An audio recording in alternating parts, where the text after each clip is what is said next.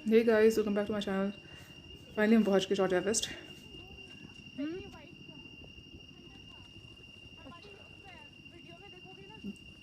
जिस तरफ हम जा रहे हैं,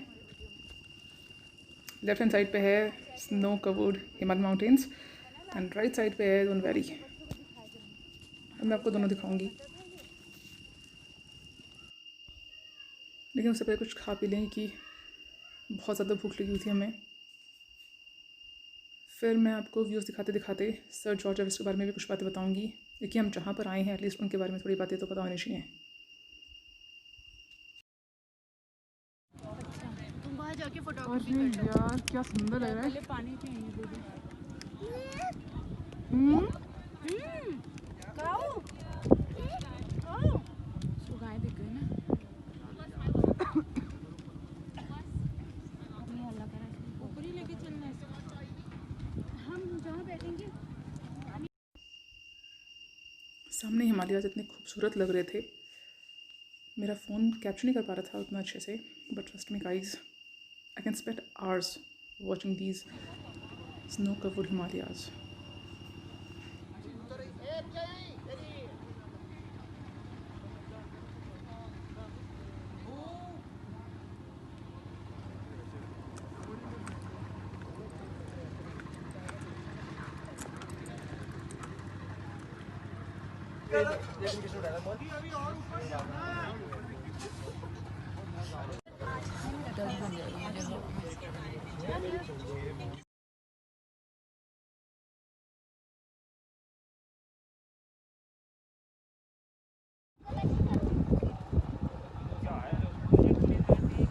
अच्छी लग रही है यहाँ की।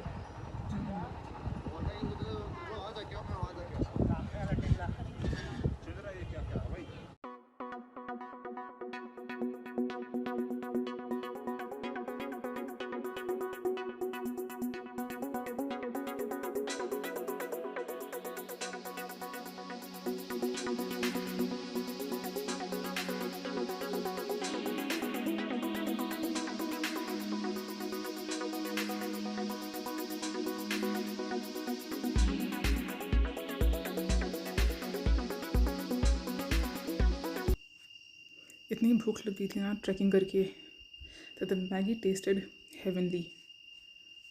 मतलब मैं 2-4 बोल और खा सकती थी इसका। पैदल ये ला नहीं सकते।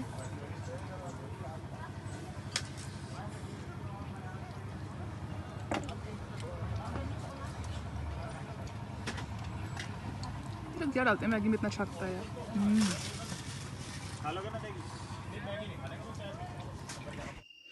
I was searching for a location from where I can capture the views to show you guys, but because of the fencing मुझे मिल नहीं रहा था ऐसा, और जहाँ पे फेंसिंग नहीं थी वहाँ पे लोग खड़े हुए थे। बट थैंक गॉड उन्होंने फेंसिंग कर रखी है, बिकॉज बहुत सारे बच्चे होते हैं जो सेल्फी के चक्कर में अपनी सेफ्टी इश्यूज़ को थोड़ा सा दरकिनार कर देते हैं और फिर हादसा हो जाता है, जो कि सही बात नहीं है।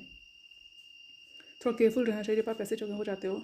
बिल्कुल एकदम किनारे पे जाके फ़ोटोज़ वीडियोज़ ना लें, और बच्चों का स्पेशली ख्याल रखें।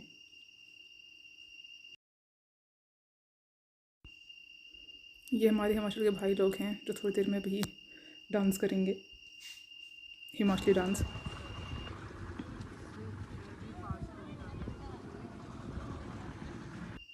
अब मैं कुछ चीज़ें उनके बारे में बताती हूँ जिनके नाम पे इस जगह का नाम पड़ा है, जैसे जॉर्ज एवरेस्ट। वो इस घर में रहते थे। ये घर जिसका रेनोवेशन या रिस्टोरेशन चल रहा है अभी, ये 200 साल पुरानी बिल्डिंग है। अब कुछ बातें सर जॉर्ज एवरेस्ट के बारे में बताती हूँ मैं आपको। सर जॉर्ज एवरेस्ट जो थे वो ब्रिटिश सर्वेयर और जोग्राफर थे, who served as surveyor general of India from 1830 to 1843. And the most fascinating fact about Sir George Everest is that Mountain Everest, the highest mountain on earth, is named in his honor. मतलब, isn't that great? I think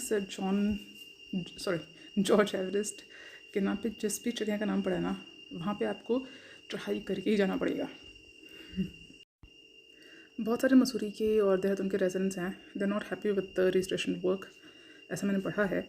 उनको लगता है कि जो ये 2 centuries nearly 2 centuries old building है जहाँ पे एवरेस्ट रहे थे in the middle of the 19th century is not being conserved like a heritage building and it's renovation is also not being done aesthetically.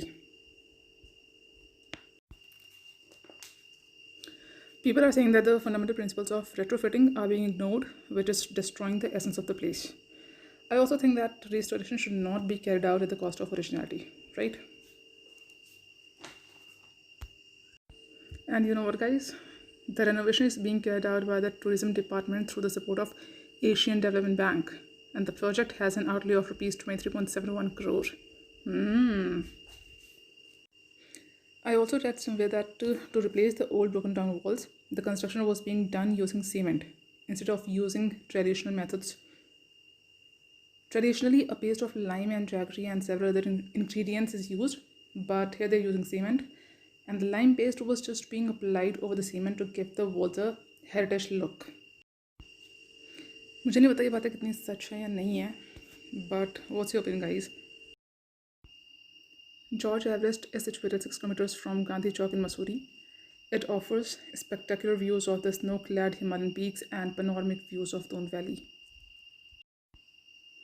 Sir George Everest के बारे में बताते हुए I have already shown you guys the snow-covered Himalayan peaks. नहीं देखा तो वापस जाइए और सुनने के साथ साथ देख भी लीजिए. अब बारी है दून वैली की. ये आ रहा है दून वैली की. Finally, oh, what a breathtaking view. नहीं, ये panoramic view of Doon Valley. ये फ़ोन से इतना मज़ा नहीं आता है. लाइव देखने का जो मज़ा है ना